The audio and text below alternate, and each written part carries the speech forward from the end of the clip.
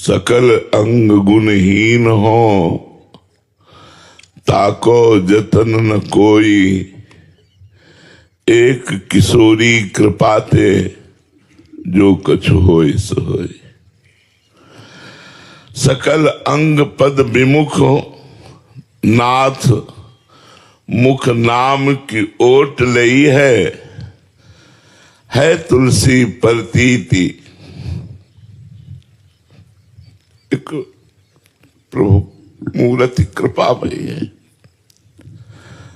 सब लक्षणों से हीन हूं, समस्त गुणों से हीन हूं, पर एक विश्वास है कि श्री जी बड़ी कृपालु है, वो हम पर कृपा करेंगे। उसी कृपा बल से हमको नाम मिला है, और हम कोई साधन ऐसे समर्थ नहीं देखते जो हमें भगवान से मिला दे। किए है सांख्य योग तो हमारा मुख्य प्रधान साधन रहा है, ज्ञान योग। अष्टांग योग में भी ज्ञान योग का मिलान रहा है, कर्म योग को भी जानते हैं, और भक्ति योग में तो है ही। ऐसा नहीं कि साधन पक्ष को जानते नहीं है, पर सब करके और सब जान के अब एक बात केवल आई है, प्रभु मूर्ति कृपामयी है। उनकी कृपा से हमारा जीवन उनके लायक हो सकता है। हमारे में सामर्थ्य नहीं कि चिदानंदमय स्वरूप भगवान के दर्शन का अधिकार और उनकी सेवा का अधिकार और उनके हम लायक हो, नहीं। सकल अंग गुणहीन हो, ताको यतन न कोई। एक किशोरी कृपाते, जो कछु होय सो होय। सो कृपा अति सुलभ नहीं, ताको कौन उपाय। चरण शरण हरिवंश की, सहजे ही बने बना। किशोरी कृपा का भी अधिकार तभी प्राप्त होता है जब हरिवंश महाप्रभु कृपा कर दे। हमें लगता है हम सब पर श्री जी की बहुत कृपा है। परम पावन महामहिम देव दुर्लभ शिव वंदित वृंदावन धाम और सर्व सामर्थ्यमयी निज सहचरी यमुना जी, और उनके बिल्कुल समीप बैठ करके हम भगवत चर्चा सुने, ये हमारे ऊपर असीम कृपा है। मनुष्य जन्म ही मिला है भगवत प्राप्ति के लिए। यहां की उन्नति आध्यात्मिक उन्नति है, लौकिक उन्नति का कोई महत्व नहीं। आप यहां के बहुत बड़े पद पर प्रतिष्ठित हुए, राजकाज संभाला और भगवान से विमुख रहे, तो मरे तो आप नरक ही जाओगे। आपके लिए विमान थोड़ी आएगा कि आप इतने बड़े पद में थे तो आपको विमान। देखो, चूक हो जाए तो देवराज इंद्र पद से भी दुर्गति हो जाए। यहां के चक्रवर्ती सम्राट महाराज नहुष बहुत यज्ञ की और बहुत पुण्य किया, उसके प्रताप से वो त्रिभुवनपति देवराज इंद्र पद पर बैठे। और जब इंद्र बन गए तो वासना तो बहुत प्रबल होती है ना, तो उनको लगा जब इंद्र बन गए तो इंद्र की पत्नी इंद्राणी हमारी पत्नी होनी चाहिए। भूतपूर्व इंद्र की इंद्राणी हमारी पत्नी होनी चाहिए, क्योंकि मैं वर्तमान का इंद्र हूं। उन्होंने सूचना भेजी, वो अपने गुरुदेव बृहस्पति की शरण में गई और कहा, गुरुदेव, ये नीच राजा हमारे धर्म को भ्रष्ट करना चाहता है, आप ही हमारी रक्षा कर सकती हो। उनका इस समय वो त्रिभुवन पति पद पर विराजमान है और मेरी आज्ञा भी वो नहीं मानेगा, क्योंकि अगर आज्ञा मानना होता तो ऐसी सोच ही क्यों करता, हमसे पूछ करके आज्ञा लेकर के ऐसी बात करता। मनमानी आचरण कर रहा है तो आज्ञा भी नहीं मानेगा, हमें तो इशारे से समझ लेना है कि वो मेरी आज्ञा नहीं मानेगा। अब तुम ही उपाय करो जिससे तुम बच जाओ, उसको समय दो। तो समय दिया। अब वो जब समय आया तो काम की वेग वृत्ति फिर बृहस्पति की शरण में गई। उनका भगवान वो तो समय भी आ गया, तो उनका उसको बोलो कि देव ऋषियों को पालकी में जोत करके लाओ तो हम तुम्हें स्वीकार करेंगे। सूचना पहुंची कि ब्रह्म ऋषियों को पालकी में जोत के, जो जगत बंदनी ब्रह्म ऋषि है, अब वो त्रिभुवन पति है, जो आदेश करेगा पालन करना पड़ेगा। और ब्रह्म ऋषि में देव ऋषि सब तपस्या पूर्ण, सब भगवत प्राप्त महापुरुष, कुछ आगे लगे कुछ पीछे लगे। संस्कृत में तेज चलने को कहते हैं सर्प सर्प सर्प। सर्प माने तेज चलो, तेज चलो, जल्दी चलो। और वो ब्रह्म ऋषि तृण पत्ता दूब घास खा करके रहने वाले, एक लात मारी सामने जो ऋषि थे, और वो ऋषि दुर्वासा थे। उन्होंने मुड़ करके कहा तो हम ब्रह्म ऋषियों के ऊपर शासन करना चाहता, जा सर्प योनि को प्राप्त हो जा। तो सीधे देवराज इंद्र पद से अजगर की योनि को प्राप्त हुए। सोचो त्रिभुवन पति कितना बड़ा पद है, तीनों लोकों का स्वामी, और कर्म बिगड़ गया तो अजगर की योनि को प्राप्त होता है। तो भगवान से विमुख होकर हम भारत के कोई बहुत बड़े पदाधिकारी हों और भगवान से विमुख हों और मनमानी आचरण करते हों तो हमारी दुर्गति पक्की है ना। तो मनुष्य जन्म लौकिक उन्नति के लिए नहीं मिला है, ये तो अपने आप भाग्य के वशात होती जाएगी। मनुष्य का प्रयास आध्यात्मिक होना चाहिए। आध्यात्मिक के साथ साथ अगर लौकिक उन्नति है तो वो सराहनीय है। केवल लौकिक उन्नति है, आध्यात्मिक नहीं है, तो उसका चंद वर्षों महत्व है, 20 वर्ष 30 वर्ष। इसके बाद जब आप पधारोगे यहां से तो आपको दुर्गति भोगनी पड़ेगी। इसलिए मनुष्य जीवन का परम लक्ष्य है भगवत प्राप्ति। भगवत प्राप्ति अन्य साधनों से कलिकाल में होना बड़ा कठिन है। जैसे अष्टांग योग, 3 घंटे सिद्धासन और पद्मासन में बिना हिले डुले ऐसे हुए, बिना 3 घंटे जो बैठ सकता है। जो 90 प्राणायाम 30 30 30 3 बार में 90 प्राणायाम, रेचक कुंभक पूरक, पूरक कुंभक रेचक, जो अपनी श्वास को पर कंट्रोल, अपने शरीर पर कंट्रोल, और चित्त वृत्ति निरोधासा योगा, चित्त वृत्ति को परमात्मा में, वो भगवान को प्राप्त कर सकता है। बोलो इतने लोगों में कौन है ऐसा एक भी कि 3 घंटे बिना हिले पद्मासन और सिद्धासन में बैठ जाए और 90 प्राणायाम करके अपनी प्राणवायु का संशोधन करे और चित्त को परमात्मा में स्थित करे। है ना कठिन? और उससे जो सिद्धियां प्राप्त होती हैं वो मायामयी होती हैं। दूसरे की बात सुन लेना, आकाश में उड़ जाना, कई रूप धारण कर लेना, बड़ी सिद्धियां हैं, योग के द्वारा प्राप्त होती है। ज्ञान, गोस्वामी जी ने ज्ञान के लिए लिखा है, ज्ञान क पंथ कृपान क धारा, परत खगेश लगे नहीं बारा। ज्ञान का मार्ग जो है वो तलवार की धार है, गिरने में देर नहीं लगती और गिरा तो गया। ज्ञान को दीपक कहा गया है और बुझा तो बुझ गया। ज्ञान मार्ग में भी अहम ब्रह्मास्मि, मैं ब्रह्म हूं, तो सर्वम खलमिदम ब्रह्म, फिर सब ब्रह्म है। ब्रह्म के सिवा किंचन मात्र कहीं कोई अनुभूति ना होना, ये ज्ञान का है। कहा ऐसा?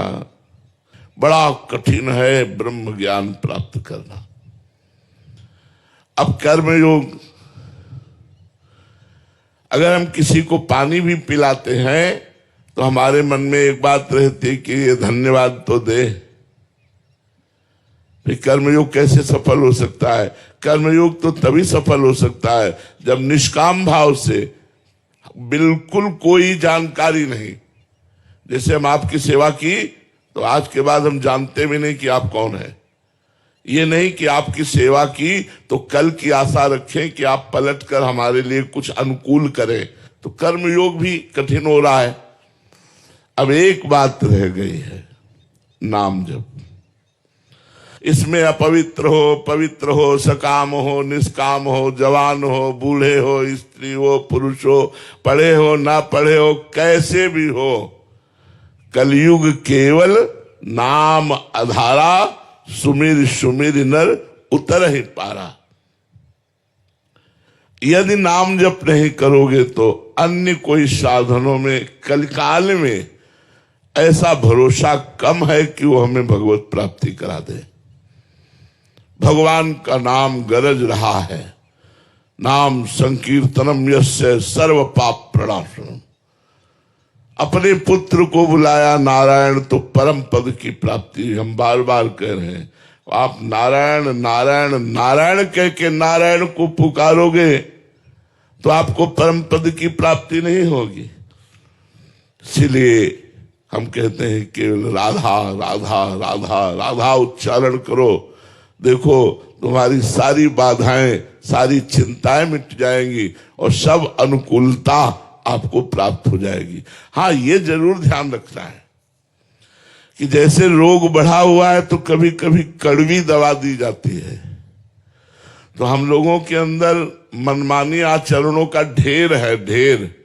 कितने पाप किए हैं, उनको नष्ट करने के लिए थोड़ा दंड भी मिलेगा, प्रतिकूलता भी मिलेगी, रोग भी आएंगे, अपमान भी आएगा, पर यदि नाम जप करोगे तो ये आपको परास्त नहीं कर पाएंगे, ये आपको नीचा नहीं दिखा पाएंगे। महात्माओं के अनुभव की बात है।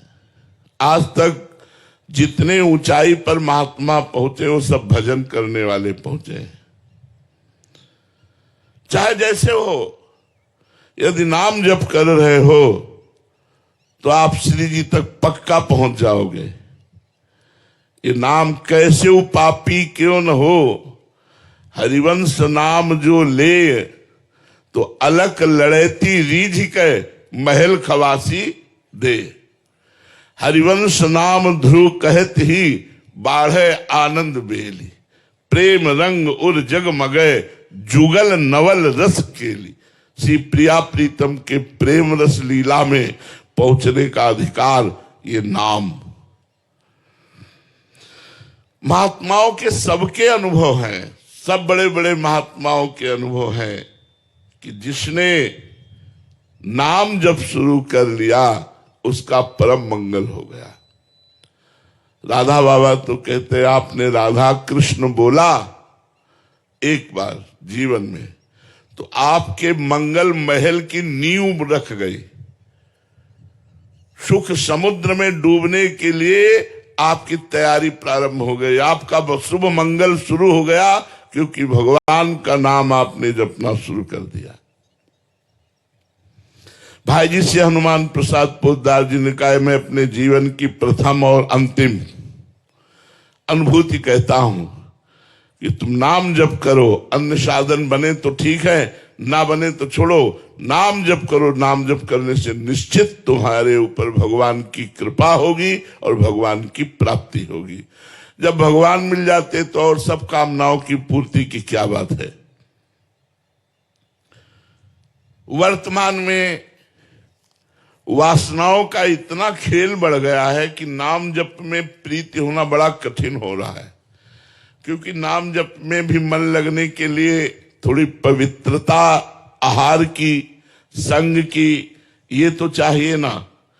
आज हमारा भोजन दूषित होता चला जा रहा है।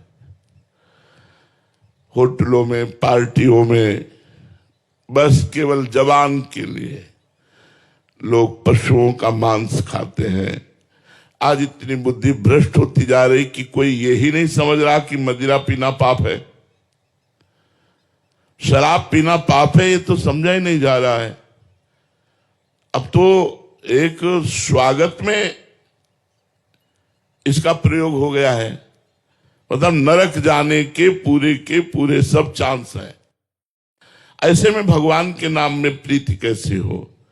यदि सत्संग मिल जाए और हठ पूर्वक नाम जप किया जाए और नाम बल से इन गंदे आचरणों को छोड़ दिया जाए तो सब कामनाओं की पूर्ति हो जाएगी, भगवान की भी प्राप्ति हो जाएगी। ये विषयासक्ति मतलब भोगों में प्रीति, ये जब तक बढ़ेगी तब तक नाम मीठा नहीं लगेगा। जैसे प्रश्न होता है कि नाम जपना अच्छा नहीं लगता, तो भोगों में प्रीति होने के कारण नाम जप मीठा नहीं लगता। तो विषयासक्ति बढ़ जाने के कारण नाम मीठा नहीं लगता।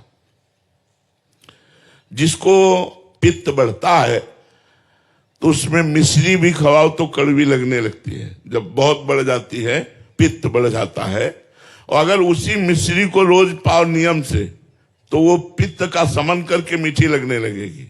ऐसे ही यदि नाम कड़वा लग रहा है और नियम पूर्वक नाम जप किया जाए तो मीठा लगने लगेगा। कल सत्संग में नियम दिया था कि 10,000 नाम सब लोग जप करेंगे।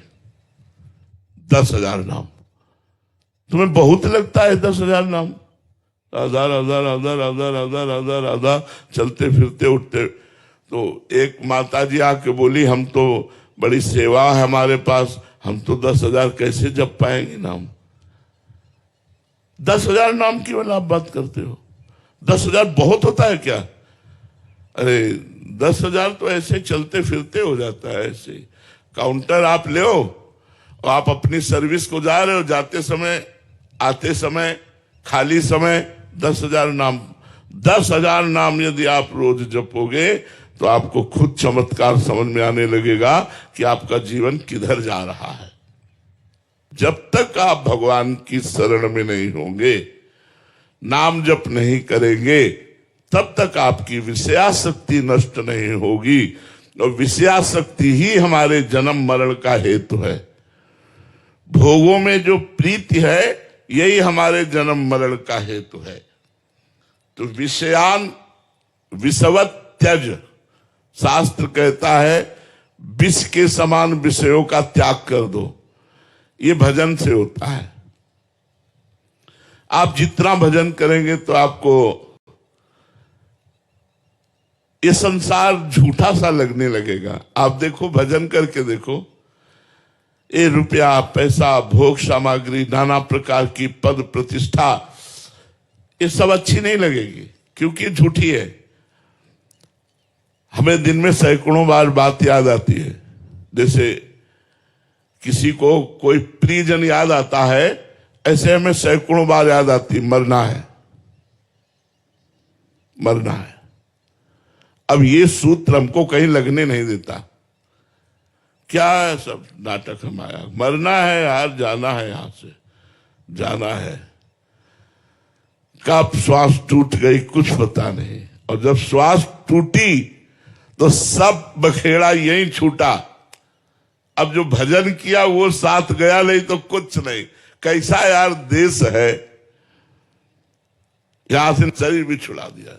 और ऐसे देश में हम प्रेम करें, इसका नाम मृत्यु लोक है। मरोगे सब। हमारी बात थोड़ी कड़वी लगेगी, सब मरोगे, आज नहीं तो कल सब छूटेगा, आज नहीं तो कल।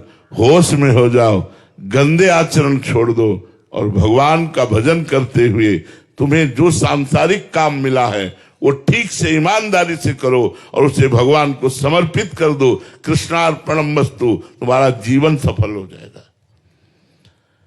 ये बहुत बड़ी भूल है जो हम मनुष्य जीवन में शराब पीते हैं, मांस खाते हैं, गंदे आचरण करते हैं, मनमानी झूठ बोलते हैं, बेईमानी करते हैं, दूसरे की हिंसा करते हैं। बहुत बहुत भूल, बहुत बड़ी भूल करते हैं।